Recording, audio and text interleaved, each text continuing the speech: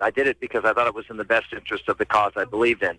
As you know, Glenn, the most powerful branch of government, unfortunately, today is the judiciary in the Supreme Court. And we were at a 51-49 majority at the time in the United States Senate, and President Bush was running for re-election, and we believed there would be 2 and maybe even 3 Supreme Court nominees. And Arlen Specter was slated to be chairman of the Judiciary Committee. Specter, as you know, from the days of Bork and Thomas, was really the decider. If Specter supported a candidate for the court, he would pass. If he didn't, they wouldn't. That's because moderate Republicans and conservative Democrats basically followed his lead. And he came to me at the end of the campaign and asked for help. I had not been active in the campaign at all, and he asked for help. And I said, Arlen, I've got concerns. I said, you're going to be chairman of the Judiciary Committee. He said, I'm not comfortable. He said, I'll support whatever nominee the president puts up as long as I'm properly consulted as chairman of that committee, and I'll make sure those nominations get through. And for me, 2 to 3 Supreme Court justices for 30 years on the court was probably the most important thing we could have gotten out of that election. We had a 49 majority. Specter would hold on to the seat and guarantee the Supreme Court. So now here's the latest. Senator Specter, did you have that conversation? Did you make that promise? No. No, never happened? No. I made no promise about supporting anybody. I wouldn't do it. It would be wrong to make a promise in advance of knowing who the nominee was and what the qualifications were. There you go. Well, now, that was the latest last night from CNN, but now let's get the other side of the story from that liar. That was lying. Rick Santorum. Rick Santorum, welcome to the program, sir. All I would say is that the proof is in the pudding. Arlen Specter stood up and defended Alito and Roberts every moment they were attacked.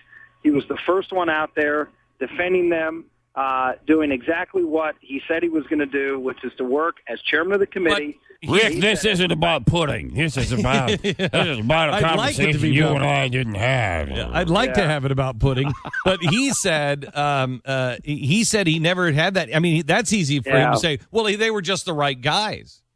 Yeah, right. I think Arlen Specter's history of not supporting all the conservative justices that were out there and judges is pretty well known.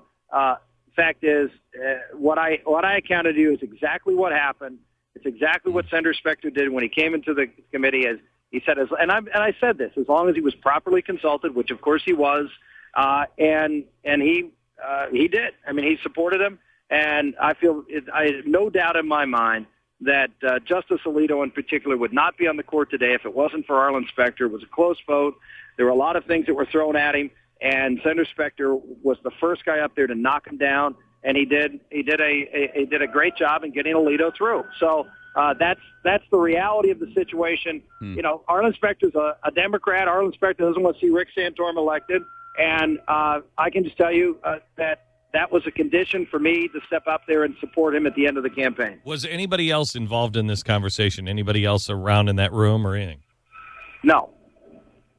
So it's just you. Why were you? The real question that CNN wants to know is why were you alone in a room, just the two of you, in some sort of romantic setting with Arlen Specter? Yeah, I don't know. I served with him for 12 years. We did have a few moments where we were alone together. So yeah. So is he just straight out lying, or is he carving out some sort of ground here that I can't understand? I think I listen to that answer. You hear some parsing. I give you the parsing. I said, as long as I'm properly consulted, and I said, of course. I mean, you're chairman of the Judiciary Committee. You're going to be consulted on these things, as you should be. But and he was, and the nominees is what he stood up for. And by the way, he did a great job in supporting the president's nominees, generally speaking, throughout, not just in Supreme Court justices, but other judges who came up on the court. So that there is clear evidence to back up what he said he was going to do. So he wouldn't. And by the way, the person who attacked me on this was Mitt Romney, who supported liberal activist judges on the Supreme Court of Massachusetts. Not one, not two, but about 36 of them. Well, and for him to attack me and who supported all these liberal candidates, said he didn't vote for Ronald Reagan. I mean, you go on down the list. Here's a guy who's attacking me on standing up for my principles and making sure that we got Supreme Court justices nominated. Wait. And again, following through. And he is attacking me is really the funny thing about this whole scenario. Did Romney did he not vote for Ronald Reagan? Is that what you said? He said he was not a Reagan. He didn't like Ronald Reagan. He wasn't a Reagan supporter. Well, I know he said he would not return to the policies of Reagan Bush, right? That was I'm not looking for a continuation of that, right? So he said. Well, I got the. So he was for Walter Mondale. Jimmy Michael Carter? Dukakis. Jimmy Carter. Here's another thing. I mean, and for him to again attack me on some of the things he did, and then when I said, and both Newt and I went after him on this issue of conscience clause protections, and we find out that in fact he didn't do what he said he did as governor of Massachusetts. He reversed his own Secretary of Health and put in restrictions on the Catholic Church, which the Catholic Church objected to, which the Catholic Church, litigated against, and it's sort of incredible. And let me ask you one other thing. It's just I can't imagine how you can run a campaign when you're out there attacking me on votes like No Child Left Behind, which he supported, and by the way, continues to support today as good federal policy, and he's attacking me for having said, you know what, I did, and I changed my mind. It turned out to be the way it was implemented was bad, and I wouldn't support it again. Yeah. And I'm the guy that's not the conservative when he continues to support it today. we were talking yesterday about the fact that, we get a lot of emails from Romney supporters on various stands that you've taken in the past that Romney has today. And we got to thinking about his tax policy and the plan that he just put forward, where he wants to supposedly cut taxes by 20% across the board. But then he wants to take away the deduction for charitable contributions on the upper 1% tax bracket. That's a today policy. Those are the people that want to build the hospitals and do build the hospitals. You want to start messing with charitable contributions? Where do you stand on that? This is Obama's plan. Yeah. This is, it and was. I talk about this he all tried the to get time. that through. Obama wanted to do this. Yep. This is a plan that was to destroy the mediating institutions in our society, the churches, the civic organizations, the hospitals, all the things that the government is now trying to take over and move the private sector and the nonprofit sector out by starving them of money and over-regulating them. Mitt Romney is in bed with Barack Obama on destroying these vital mediating institutions of our society by starving them of money from the very people that keep these organizations alive and well in our society. Okay, hang on. Hollowing out the public square and allowing the naked individual out there trying to make it on their own to only have the government to look to if there are problems in their lives. All right, you're absolutely right on that. Now, let me ask you a question. I believe in those things. I am a guy who 10 years ago was not doing this. And, I just thought, well, I give a few dollars here and a few dollars there. The scriptures require 10%, tithing of 10%. God says, give me your first. Your tax returns show about 4%. And that's right. Better than most people. But if you're the guy saying, hey, we have to do this ourselves, where's your 10%? Well, first off, I would agree. We all have to do better, and I need to do better. I did a lot of the things I did for charity, for example, aren't on there. I would give speeches for a lot of nonprofit organizations and charge them a greatly discounted fee. That doesn't show up as a charitable contribution, but that is income out of my pocket that I gave, in a sense, to these charitable Hang on just a second. Come on, Rick. I just gave 2 speeches last week for free. Right, but that for free, not you don't get to greatly deduct discounted. that For free. But you don't get to deduct that. No, I know that. appreciate I know that, but that doesn't and count. You're in a great position to do that. I got 7 kids. Trust it, Rick Santorum. I challenge you trust in the Lord. You give him the first 10, and your kids are going to be fine. I understand, Glenn, and as I said before, I agree. I need to do better, and I should do better. Put your wife on the phone. I'm going to talk to her. I'm going to talk to your wife. Your wife. Your wife. I'll vote for your wife. If you run against your wife, you've lost my vote. I'm voting for your wife. She is incredible, incredibly strong.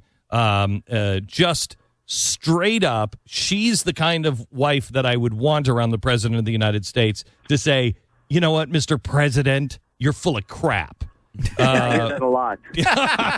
And I love her. She probably wouldn't take the Mr. President part. I'm guessing she wouldn't take our desserts and our French fries away from us either. Would she let us make our own food choices? I mean, I think she's a free marketeer. She believes in freedom and individual responsibility. Okay, now let me just so we have this once and for all. Arlen Specter wouldn't characterize you, but what you're saying is he's a big fat liar.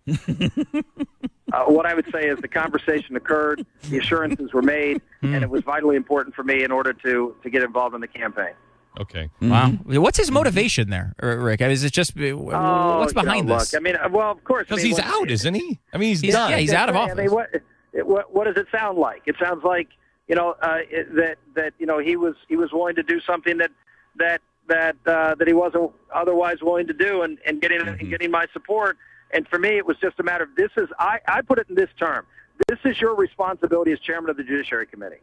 If you're going to be chairman of this committee, and you will be if you win re-election, then here's what I see as your responsibility is, because you're now representing the Republican caucus, the conservative cause, and I need the assurances that you're going to do what any chairman, and I said that, any chairman would do, which is to support the president's nominees as long as you were properly consulted. And he said, I will do whatever.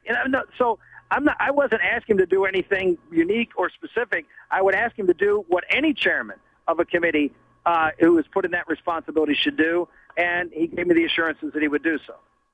And you did that because he is a strong fighter. When he's on board, he's the best. He is very, very good when he's on board, and he provides the cover, and he did for moderate Democrats and for moderate Republicans. Arlen Specter was the linchpin. If Specter supports him, it gives everybody a pass who are moderates to vote for the nominee. And that was the key.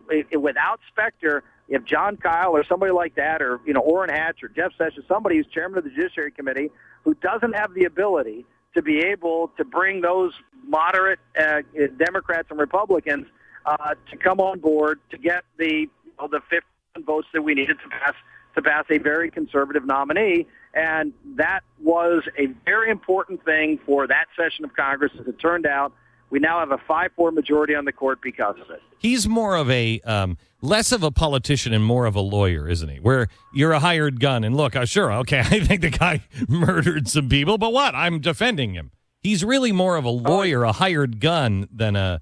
I think if you look at his career, that's exactly what his real passion was throughout his political career, was to get involved in his work in the committee and on whether it was judicial nominations or legal issues. I mean, this is someone who was a prosecutor. That's what he started at. He's a lawyer. He's represented a lot of controversial clients in his career because of that. So no, I would say that fits his MO better than anything else. Okay, Rick, thanks a lot, and it was great to see you last night. And I hope you left feeling that we were fair. Look, I mean, you put my wife and kids out there. That's always putting my best foot forward. Yeah. you got that right. Thank you, Glenn. I mean, you don't have to agree with me so quickly. Thanks a lot, Rick. I appreciate it. All right, bud. If you missed the interview last night on GBTV, it was great. His wife was great. Of course, the Washington Times, but the Washington Post is really nasty. I think. What a surprise. The Wall Street Journal, same kind of, all of them have the same angle. She's a religious kook. Listen to her talking about God. She says this is God, that they listen to God, and God said for them to run. Oh, I know. It's crazy.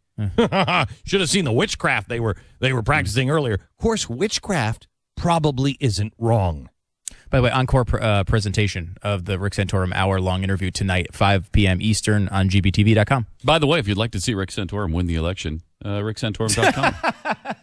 You always get that in somehow. Maybe contribute to the, I love the fact that he campaign. actually answered those every question we asked him. He answered. He has not. He hasn't avoided He anything. he has done that every single time. And look at we challenged him on something pretty sensitive there. Yeah. And he handled it beautifully. Yeah, I need to do better. Here's the thing on Rick Santorum, and That's maybe what I he's like not the about guy. Maybe he's not the guy. I think he is. But we have to vote for what we believe in, and then let God stand in the gap. Yep. I don't know how Rick Santorum wins against Barack Obama. No idea. But you know what?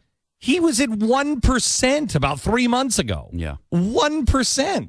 It's a miracle how far he's come already. He's running against a guy with millions and millions and millions of dollars. He spent, what, $7 million, I think, so far? How much are they spending against him? I think he spent 5, and I think he has 7 now just in this month. I mean, it's crazy. Yeah, it's crazy. And he's winning. There's something going on here. Let God sort it out. Just do the right thing. And maybe the right thing for you is not him. No. But just vote what you really believe and let the Lord sort everything else out. No, the right thing for you could be wrong. Oh, wait, I don't know. All right.